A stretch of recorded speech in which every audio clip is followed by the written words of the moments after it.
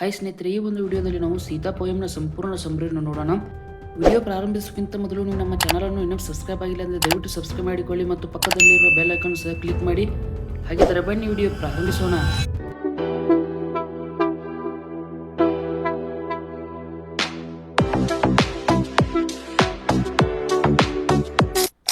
ಸ್ನೇಹಿತರೆ, ಒಂದನ್ನು ಅರ್ಥ ಮಾಡಿಕೊಳ್ಳಿ, ನಾನು ನಿಮಗೆ ಲೆಸನನ್ನು ಸಂಪೂರ್ಣವಾಗಿ ಎಕ್ಸ್ಪ್ಲೇಷನ್ ಮಾಡೋದಿಲ್ಲ. ಲೆಸನ್ ಆಗಿರ್ಬೋದು, ಪೋಯಮ್ಸ್ ಆಗಿರ್ಬೋದು, ಸಂಪೂರ್ಣವಾಗಿ ಎಕ್ಸ್ಪ್ಲೇಷನ್ ಮಾಡೋದಿಲ್ಲ. ನಾನು ನಮ್ಮ ಚಾನಲ್ನಲ್ಲಿ ಕ್ವಶನ್ಗಳು ಅರಾಜಾದಾಗ ಆನ್ಸರ್ಗಳನ್ನು ಯಾವ ರೀತಿಯಾಗಿ ಬರೆಯಬೇಕು, ಆನ್ಸರನ್ನು ಸರಳವಾಗಿ ಯಾವ ರೀತಿಯಾಗಿ ಬರೆಯಬೇಕೆಂಬುದನ್ನು ಮಾತ್ರ ನಿಮಗೆ ತಿಳಿಸ್ಕೊಡ್ತಿರ್ತೇನೆ. ಹಾಗಿದ್ದರೆ ಬನ್ನಿ ಸೀತಾ ಪೋಯಮ್ನ ಸಮರಿಯನ್ನು ಸಹ ಯಾವ ರೀತಿಯಾಗಿ ಬರೆಯಬೇಕೆಂಬುದನ್ನು ತಿಳಿಸ್ತೀನಿ ನೋಡಿ. ಸ್ನೇಹಿತರೆ, ಅವರು ಕ್ವಶನವನ್ನು ಸೀತಾ ಪೋಯಮ್ ಮೇಲೆ ಏನಾದರೂ ಕೇಳಿ ಮೊದಲು ಅಬೌಟ್ ದ ಆಥರ್ ಅಂತ ನೀವು ಹಾಕಲೇಬೇಕಾಗುತ್ತದೆ. ಅಬೌಟ್ ದ ಆಥರ್ ಅಂತ ಹಾಕಿದ್ದೀರಲ್ವಾ, ನಂತರ ಇದನ್ನು ಯಾರು ಬರೆದಿದ್ದಾರೆ ಅವರ ಹೆಸರನ್ನು ಮೆನ್ಷನ್ ಮಾಡಬೇಕು. Toru Dutt was a famous Indian poet and writer. She was born in 1856 in India. Toru Dutt ಅವರು ಫೇಮಸ್ ಇಂಡಿಯನ್ ಪೋಯೆಟ್ ಮತ್ತು ರೈಟರ್ ಆಗಿದ್ದಾರೆ. 1856ರಲ್ಲಿ ಭಾರತದಲ್ಲಿ ಅವರು ಜನಿಸಿದ್ದಾರೆ. And she wrote poems in English and French. ಅಂದರೆ ತುರು ದತ್ ಅವರು ಇಂಗ್ಲೀಷ್ ಮತ್ತು ಫ್ರೆಂಚ್ನಲ್ಲಿ ಅದ್ಭುತವಾದ ಪೋಯಮ್ಗಳನ್ನು ಬರೆದಿದ್ದಾರೆ. She known for his simple and emotional writing style. ಇವರು ಬರೆದಿರುವ ಕಥೆಗಳು ಅಥವಾ ಕವನಗಳು ಯಾವ ರೀತಿಯಾಗಿದೆ ಅಂದರೆ ಸಿಂಪಲ್ ಮತ್ತು ಎಮೋಷನಲ್ ಸ್ಟೈಲ್ದಲ್ಲಿವೆ. ಅದಕ್ಕೆ ಅವರು ತುಂಬ ಫೇಮಸ್ ಆಗಿದ್ದಾರೆ ಆ ಸ್ಟೈಲ್ನಿಂದನೇ. ಇವನ್ ದೋ she lived for a short time, she become very popular for her works.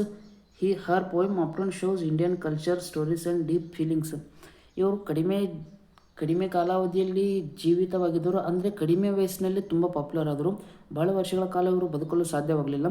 ಮತ್ತು ಇವರು ಬರೆದಿರುವ ಕವನಗಳು ಭಾರತೀಯ ಕಲ್ಚರ್ ಆಗಿರ್ಬೋದು, ಅದರ ಸ್ಟೋರೀಸ್ ಆಗಿರ್ಬೋದು ಮತ್ತು ಫೀಲಿಂಗ್ಸ್ಗಳ ಬಗ್ಗೆನೇ ಹೆಚ್ಚು ಒತ್ತು ಕೊಡುತ್ತದೆ ಇವರ ಕವನಗಳು.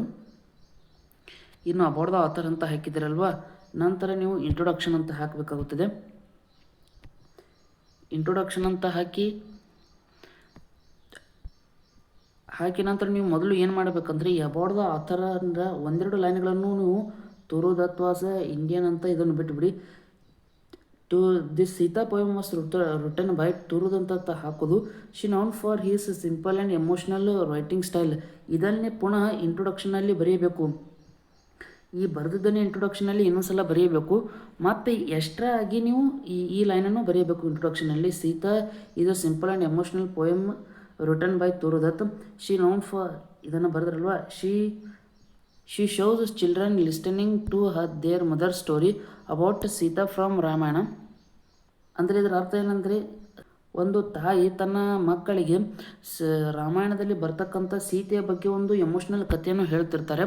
ಈ ಲೈನ್ನ ಅರ್ಥ ಆಯಿತು, ಕನ್ನಡ ಅರ್ಥ. ನಿಮಗೆ ನಾನು ಏನನ್ನು ಹೇಳಲು ಬಯಸುತ್ತೇನೆ ಅಂದರೆ ಈ ರೀತಿಯಾಗಿ ಇಲ್ಲಿ ಬರೆದಿದ್ದನ್ನೇ ಬರೆದು ಮತ್ತು ಇದೊಂದು ಎಕ್ಸ್ಟ್ರಾ ಬರೆದು ಈ ರೀತಿಯಾಗಿ ನೀವು ಬರೆದಿದ್ದನ್ನೇ ಬರೆದ್ರು ಸಹ ನಿಮಗೆ ಕಡಿಮೆ ಮಾಡಿ ಹೆಚ್ಚಾಗಿ ಬರೆಯುವುದು ಮತ್ತು ಆ ರೀತಿ ಬರೆದಿದ್ದನ್ನೇ ಬರೆದು ಸಹ ಯಾರಿಗೂ ಗೊತ್ತಾಗೋದಿಲ್ಲ. ಅದನ್ನು ಇವ್ಯಾಲ್ಯೂಟ್ರಿಗೆ ಚೆಕ್ ಮಾಡ್ತಿರ್ತಾರಲ್ಲ ಅವರಿಗೆ ಗೊತ್ತಾಗೋದಿಲ್ಲ. ಕಡಿಮೆ ಭಯಪಟ್ಟು ಮಾಡೋದು ಮತ್ತು ಹೆಚ್ಚಾಗಿ ಬರೆಯುವುದು. ಅರ್ಥವಾದರೆ ಲೈಕ್ ಮಾಡಿ ಸ್ನೇಹಿತರೆ. ಇನ್ನು ಎಕ್ಸ್ಪ್ಲೇಷನ್ ನೋಡಿ. 3 small children sit together with their mother in quiet and silently dark room. ಅಂದರೆ 3 ಮಕ್ಕಳು ತಮ್ಮ ತಾಯಿಯ ಹತ್ತಿರ ಕುಳಿತಿದ್ದಾರೆ. ಶಾಂತವಾಗಿ ಮತ್ತು ಕತ್ತಲೆ ರೂಮಿನಲ್ಲಿ. ಎಲ್ಲಿ ಕುಳಿತಿದ್ದಾರೆ ಸಹ ಕೇಳಬಹುದು. ಯಾವ ರೂಮಿನಲ್ಲಿ ಕುಳಿತಿದ್ದಾರೆ, ಆ ರೂಮು ಯಾವ ರೀತಿಯಾಗಿತ್ತು, ಈ ರೀತಿಯಾಗಿ ಸಹ 1 ಮಾರ್ಕ್ಸ್ನಲ್ಲಿ ಕ್ವಶನ್ ಕೇಳ್ತಾರೆ. ಮತ್ತು ಹೂ ಲಿಸ್ಟನ್ ಟು ದ ಸ್ಟೋರಿ ಅಂದರೆ ಕಥೆಗಳು ಯಾರು ಹೇಳ್ತಿದ್ದಾರೆ, ಕಥೆಗಳು ಯಾರು ಕೇಳುತ್ತಿದ್ದಾರೆ, ಈ ರೀತಿಯಾಗಿ ಸಹ ಕ್ವಶನ್ಗಳು ರೈಸ್ ಆಗ್ತಿರ್ಬೋದು. ಸ್ನೇಹಿತರೆ, ನಾನು ಇಲ್ಲಿ ಐ ಎಂ ಪಿ ಅಂತ ಹಾಕಿ ಇಲ್ಲಿ ಹಾಕಿದ್ದೀನಲ್ಲ, ಇಲ್ಲಿ ಆಗಿರ್ಬೋದು ಈ ರೀತಿ ಹಾಕಿ ನಿಮಗೆ 1 ಮಾರ್ಕ್ಸ್ಗಳನ್ನು ಯಾವ ರೀತಿಯಾಗಿ ರೈಸ್ ಆಗ್ತಿರ್ತಾರೆ ಅಂತ ಅಲ್ಲಿ ಶಾರ್ಟಾಗಿ ಹೇಳಿರ್ತೇನೆ. ಇಲ್ಲಿ ಸ್ವಲ್ಪ ಫೋಕಸ್ ಮಾಡಿ ಬನ್ನಿ. ಅಂದರೆ ಒಂದು ಡಾರ್ಕ್ ರೂಮ್ನಲ್ಲಿ ಒಂದು ತಾಯಿ ತನ್ನ 3 ಮಕ್ಕಳೊಂದಿಗೆ ಕುಳಿತಿದ್ದಾಳೆ. Listening carefully to the story she is telling. ಅಂದರೆ ಆ 3 ಮಕ್ಕಳು ತನ್ನ ತಾಯಿ ಹೇಳುತ್ತಿರುವ ಕಥೆಯನ್ನು ಶಾಂತವಾಗಿ ಮತ್ತು ಫೋಕಸ್ನಿಂದ ಕೇಳುತ್ತಿದ್ದಾರೆ. The atmosphere in the room is very calm and peaceful. ಅಂದರೆ ಆ ರೂಮಿನಲ್ಲಿರುವ ವಾತಾವರಣ ಅಥವಾ ಸ್ಥಿತಿಗತಿ ತುಂಬ ಶಾಂತವಾಗಿತ್ತು ಮತ್ತು ಒಂದು ಕತೆ ಕೇಳಲು ಅನುಕೂಲವಾದಂಥ ವಾತಾವರಣ ಇತ್ತು. which makes the storytelling is moment feel more special and meaningful.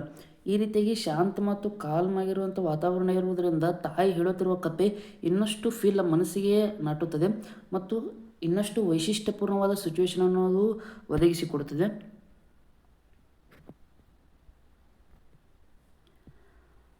As the mother starts telling the story, the children slowly image a beautiful and deep forest in their minds. ಅಂದರೆ ತಾಯಿ ಕತೆ ಹೇಳುತ್ತಾ ಇದ್ದಂತೆ ಮಕ್ಕಳು ತಮ್ಮ ಮನಸ್ಸಿನಲ್ಲಿ ಆ ಕಥೆಯ ಚಿತ್ರವನ್ನು ಚಿತ್ರಿಸಿಕೊಳ್ಳಲು ಆರಂಭಿಸುತ್ತಾರೆ. ಆ ಕತೆ ಎದರದ ಬಗ್ಗೆ ಇದೆ ಅಂತ ಮುಂದೆ ನೋಡೋಣ. ಅದಕ್ಕಿಂತ ಮೊದಲು ಅವರು ಕಥೆಯ ಬಗ್ಗೆ ಒಂದು ಕಾಡಿನ ಪರಿಕಲ್ಪನೆಯನ್ನು ತಮ್ಮ ತಲೆಯಲ್ಲಿ ವಿಚಾರ ಮಾಡ್ತಾರೆ. ಯಾರು ಮಕ್ಕಳು, ಕಾಡು ಹಾಗಿದೆ ಹೀಗಿದೆ ಅಂತ ತಾಯಿ ಹೇಳುತ್ತಿರ್ತಾಳೆ. ಆ ಕಾಡು ಹೇಗಿದೆ ಅಂತ ಅವರು ತಲೆಯಲ್ಲಿ ಅದನ್ನು ನೆನಪಿಸಿಕೊಳ್ತಿರ್ತಾರೆ ಅಥವಾ ಆ ರೀತಿಯಾಗಿ ಪರಿಕಲ್ಪನೆಯನ್ನು ಮಾಡಿಕೊಳ್ತಿರ್ತಾರೆ ತಲೆಯಲ್ಲಿ. The forest is full of tall trees, flower plants and a calm lake where white swans move gently on the water. ಅಂದರೆ ಆ ತಾಯಿ ಕತೆ ಹೇಳುತ್ತಿದ್ದಂತೆ ತಮ್ಮ ತಲೆಯಲ್ಲಿ ಒಂದು ಕಾಡನ್ನು ಚಿತ್ರಿಸಿಕೊಳ್ತಾರೆ. ಆ ಕಾಡು ಯಾವ ರೀತಿ ಇತ್ತು, ಟಾಲ್ ಟ್ರೀಸ್ ಅಂದರೆ ಎತ್ತರವಾದ ಗಿಡ ಆಗಿರ್ಬೋದು ಮತ್ತು ಈ ಹೂಗಳ ಸಣ್ಣ ಪುಟ್ಟ ಹೂಗಳ ಒಂದು ಗಿಡಗಳಾಗಿರ್ಬೋದು, ಮತ್ತೊಂದು ಶಾಂತವಾದ ನದಿ ಇತ್ತು. ಅದರಲ್ಲಿ ಒಂದು ಹಂಸ ತನ್ನಷ್ಟಕ್ಕೆ ತಾನು ತೇಲಿಕೊಳ್ಳುತ್ತಾ ಇರುತ್ತಿತ್ತು. ಮತ್ತು ನಿಮಗೆ 2 ಮಾರ್ಕ್ಸ್ನಲ್ಲಿ ಕೇಳಬಹುದು. ಇನ್ಕಮ್ ಮಟ್ಟ ನಾನು ಹೇಳಿದ್ದು 2 ಮಾರ್ಕ್ಸ್ನಲ್ಲಿ, 1 ಮಾರ್ಕ್ಸ್ ಅಂತ ಹೇಳಿದ್ದೆ. 2 ಮಾರ್ಕ್ಸ್ನಲ್ಲಿ ಕೇಳ್ತಿರ್ತಾರೆ. ಸಿಟ್ಟಿಂಗ್ ಆಫ್ ದ ಪೋಯಮ್ ಈ ರೀತಿಯಾಗಿ 2 ಮಾರ್ಕ್ಸ್ನಲ್ಲಿ ಕೇಳ್ತಾರೆ. ಇನ್ನು ಫಾರೆಸ್ಟ್ ಅವಳ ತಾಯಿ ಮಕ್ಕಳಿಗೆ ಹೇಳುತ್ತಿರುವಾಗ ಫಾರೆಸ್ಟನ್ನು ಯಾವ ರೀತಿಯಾಗಿ ಹೇಳಿದ್ದಾಳೆ ಅಂತ ಕೇಳ್ತಾರೆ 2 ಮಾರ್ಕ್ಸ್ನಲ್ಲಿ. ಫಾರೆಸ್ಟ್ ಯಾವ ರೀತಿಯಾಗಿ ಅಂತ ಕೇಳಿದಾಗ ನೀವು ಯಾವ ರೀತಿಗೆ ಬರೀಬೇಕು, ಈ 4ನೇ ಪಾಯಿಂಟ್ ಮತ್ತು 5ನೇ ಪಾಯಿಂಟ್ ಎರಡನ್ನೂ ಸಹ ನೀವು ಬರೆಯಬೇಕಾಗುತ್ತದೆ. The scenes also shows peacocks dancing happily, deer running freely and golden fields that make the peace look lively. ಅಂದರೆ ಆ ಕಾಡಿನಲ್ಲಿ ಈಗ ಪಿಕಾಕ್ಸ್ ಅಂದರೆ ಪಿಕಾಕ್ಗಳು ತಮ್ಮ ಗುಚ್ಛವನ್ನು ತೆಗಿತಾವಲ್ವ, ಆ ರೀತಿಯಾಗಿ ತೆಗೆದುಕೊಂಡು ಆಯಿತು ತೆಗೆದುಕೊಳ್ಳದೇ ಆಯಿತು ಒಟ್ಟು ಹ್ಯಾಪಿಲಿ ಆಗಿರ್ತವೆ, ಡ್ಯಾನ್ಸ್ ಮಾಡ್ತಿರ್ತವೆ. ಮತ್ತು ಡಿಯರ್ಗಳು ಅಂದರೆ ಜಿಂಕೆಗಳು ಓಡಾಡುತ್ತಿರುವುದಾಗಿರ್ಬೋದು, ಒಟ್ಟು ಎಲ್ಲ ಅಲ್ಲಿ ಚೆಂದಾಗಿರುತ್ತದೆ, ಒಂದು ಒಳ್ಳೆಯ ವಾತಾವರಣ ಇರುತ್ತದೆ ಆ ತಾಯಿ ಹೇಳುತ್ತಿರುವ ಕಾಡಿನಲ್ಲಿ. In the middle of this beautiful nature, Sita is seen as a sad woman who is crying and feeling lonely. ಅಂದರೆ ಈಗ ಆ ಒಂದು ಸುಂದರ ಕಾಡಿನಲ್ಲಿ ಸೀತಾ ಒಬ್ಬಳೇ ಕುಳಿತಿರ್ತಾಳೆ. ಒಬ್ಬಳೇ ಯಾವ ರೀತಿ ಕುಳಿತಿರ್ತಾರೆ, ಸ್ಯಾಡ್ ವುಮನ್, ಒಬ್ಬಳೇ ಕುಳಿತಿರ್ತಾಳೆ. ಅದು ದುಃಖದಿಂದ ಕೂಡಿರ್ತಾಳೆ. ಸ್ಯಾಡ್ ವುಮನ್ ದುಃಖದಿಂದ ಆಗಿರುತ್ತಾಳೆ ಮತ್ತು ಅಳ್ತಿರ್ತಾಳೆ, ದುಃಖದಿಂದ ಕುಳಿತು ಅಳ್ತಿರ್ತಾಳೆ. ಇನ್ನು ಈ ರೀತಿ ಇಲ್ಲಿ ಸಹ 2 ಮಾರ್ಕ್ಸ್ ಕ್ವಶನ್ ಯಾವ ರೀತಿ ಕೇಳ್ತಾರೆ ಅಂದರೆ, ಸೀತಾನ ನೇಚರ್ ಏನು ಅಂದರೆ ಸೀತಾ ಯಾವ ರೀತಿ ಕುಳಿತಿದ್ರು ಸಹ ಈ ರೀತಿಯಾಗೂ ಸಹ ಕೇಳ್ಬೋದು 2 ಮಾರ್ಕ್ಸ್ಗೆ. Her sadness clearly shows the pain and difficulties she faced during her life in exile. ಅವಳ ಒಂದು ದುಃಖಮಯ ಮುಖ ಕ್ಲಿಯರಾಗಿ ತೋರಿಸ್ತಿತ್ತು. ಏನಂತ, ಅವಳ ತನ್ನ ಜೀವನದಲ್ಲಿ ಆದಂತಹ ಡಿಫಿಕಲ್ಟೀಸ್ ಅಂದರೆ ಕಷ್ಟಗಳಾಗಿರ್ಬೋದು, ಆ ಕಷ್ಟಗಳನ್ನು ಅನುಭವಿಸಿದ ಪೇನನ್ನು ತನ್ನ ಜೀವನದಲ್ಲಿ ನಡೆದಿರತಕ್ಕಂತಹ ಆ ಪೇನಗಳನ್ನು ಅದು ಕ್ಲಿಯರಾಗಿ ತೋರಿಸ್ತಿತ್ತು. ಇಲ್ಲಿ ನಿಮಗೆ 2 ಮಾರ್ಕ್ಸ್ನಲ್ಲಿ ಏನಂತ ಕ್ವಶನ್ ಕೇಳ್ತಾರೆ ನೋಡಿ. ಇಲ್ಲಿ ಈ ರೀತಿಯಾಗಿ ನೀವು ನೋಡಿ, ರೀಸನ್ ಫಾರ್ ಸಾರೋ, ಅವಳು ಅಳಲು ಕಾರಣವೇನು, ಸೀತಾ ಅಳಲು ಕಾರಣವೇನು ಅಂತ ಈ ರೀತಿಯಾಗಿ 2 ಮಾರ್ಕ್ಸ್ ನಿಮಗೆ ಕ್ವಶನ್ ಕೇಳ್ತಿರ್ತಾರೆ. ಇನ್ನು the children become very emotional while listening to her story and feel so sad what they almost start crying. ಅಂದರೆ ಮಕ್ಕಳು ಸೀತೆಯ ದುಃಖಭರಿತವಾದ ಕವನಗಳನ್ನು ಕೇಳುತ್ತಾ ಅವರು ಸಹ ಎಮೋಷ್ನಲ್ ಆಗ್ತಾರೆ. ಆ ಸ್ಟೋರಿಯನ್ನು ಕೇಳಿ ಇನ್ನೇನು ಅವರು ಅಳಲು ಸಹ ಪ್ರಾರಂಭಿಸುವಷ್ಟು ಮುಖದಲ್ಲಿ ಅವರ ಭಾವನೆಗಳು ಇರ್ತವೆ. ಈಗ ಇಲ್ಲಿ ಸಹ 2 ಮಾರ್ಕ್ಸ್ನಲ್ಲಿ ಯಾವ ರೀತಿ ಕೇಳ್ಬೋದು ನೋಡಿ. ತಾಯಿ ಕತೆ ಹೇಳುತ್ತಿರುವಾಗ ಮಕ್ಕಳ ಸಿಚುವೇಶನ್ ಯಾವ ರೀತಿ, ಮಕ್ಕಳು ರಿಯಾಕ್ಷನ್ ಯಾವ ರೀತಿಯಾಗಿ ಕೊಟ್ಟರು ಅಂತ ಈ ರೀತಿಯಾಗಿ ಸಹ 2 ಮಾರ್ಕ್ಸ್ಗೆ ಕ್ವಶನ್ ಕೇಳ್ಬೋದು. ಇಲ್ಲಿ ಹಾಕಿದ್ದೇನಲ್ವಾ.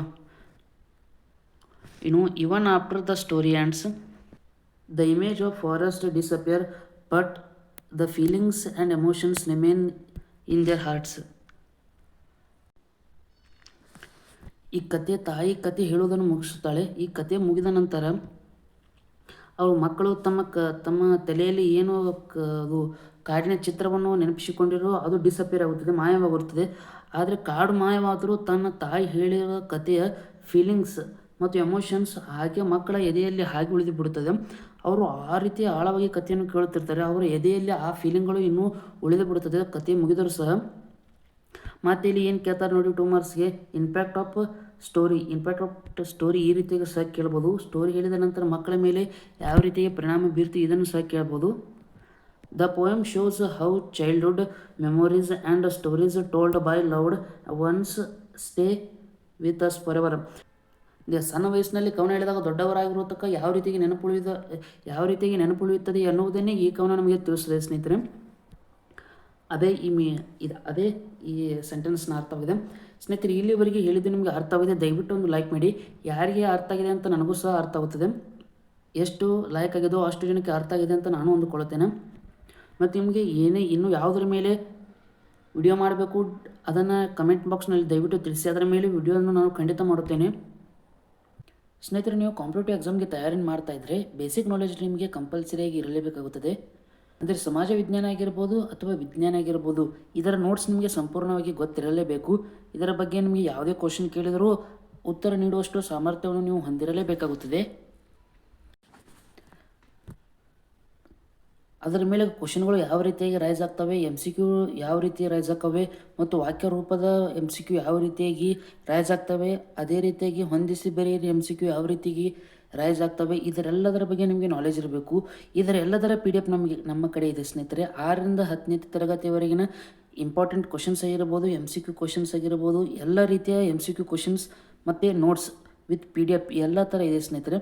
ಇದು ನಿಮಗೆ ಬೇಕೆಂದರೆ ಡಿಸ್ಕ್ರಿಪ್ಷನಲ್ಲಿ ಅಥವಾ ಪಿನ್ ಕಮೆಂಟ್ನಲ್ಲಿ ಮೆನ್ಷನ್ ಮಾಡಿರುವ ನಂಬರಿಗೆ ವಾಟ್ಸಪ್ ಅಂತ ಹಾಕಿ ನೋಟ್ಸ್ ಬೇಕಂದ್ರೆ ಹೇಳಿ ಸ್ನೇಹಿತರೆ. ಅದಕ್ಕೆ ಭಾಳೇನಿಲ್ಲ, ಸ್ವಲ್ಪ ಚಾರ್ಜ್ ಆಗುತ್ತದೆ. ನಾನು ಇನ್ನೊಬ್ಬರ ಕಡೆಯಿಂದ ತೆಗೆದುಕೊಂಡಿರುವುದರಿಂದ ನಿಮಗೆ ನಾನು ಸಹ ಹಾಗೆ ಫ್ರೀಯಾಗಿ ಕೊಡೋದಕ್ಕೆ ಬರೋದಿಲ್ವಲ್ವಾ, ಅದಕ್ಕೆ ಸ್ವಲ್ಪನೇ ಚಾರ್ಜ್ ಮಾಡ್ತಾ ಇದ್ದೇನೆ.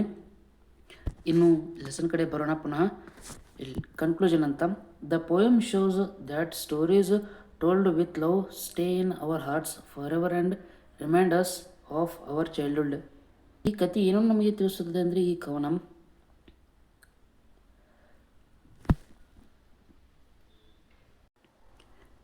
ಪ್ರೀತಿಯಿಂದ ಹೇಳಿದ ಕಥೆಗಳೆಲ್ಲವೂ ನಮ್ಮ ಹೃದಯದಲ್ಲಿ ಬಹಳ ದಿನಗಳ ತನಕ ಅಥವಾ ಕೊನೆ ತನಕ ನಮ್ಮ ಹೃದಯಗಳಲ್ಲಿ ಅವು ಹಾಗೆ ಉಳಿದು ಬಿಡುತ್ತವೆ. ಅವಾಗವಾಗ ಮತ್ತೆ ನೆನಪಾಗುತ್ತವೆ. ಯಾವಾಗ ನಾವು ಸಣ್ಣಗಿರ್ತಾಗ ಹೇಳಿರುವ ಕಥೆಗಳು ಕೊನೆ ತನಕವೂ ಸಹ ನೆನಪಿರುತ್ತವೆ ಅಂತ ಈ ಕತೆ ಹೇಳುತ್ತದೆ. ಇದನ್ನು ನೀವು ಕನ್ಕ್ಲೂಷನ್ ಆಗಿ ಹಾಕಬೇಕು. ಮತ್ತು 1-2 ಲೈನ್ ನಿಮಗೆ ಏನೇನು ಅನಿಸುತ್ತದೆಯೋ ಅದನ್ನು ಕನ್ಕ್ಲೂಷನ್ ಅಂತ ಹಾಕಿ 3ರಿಂದ 4 ಲೈನ್ ಅಂತ ಕನ್ಕ್ಲೂಷನ್ ನೀವು ಹಾಕಲೇಬೇಕು. ಆಯಿತು ಸ್ನೇಹಿತರೆ, ಈ ವಿಡಿಯೋ ಇಷ್ಟವಾದರೆ ಒಂದು ಲೈಕ್ ಮಾಡಿ. ಧನ್ಯವಾದಗಳು.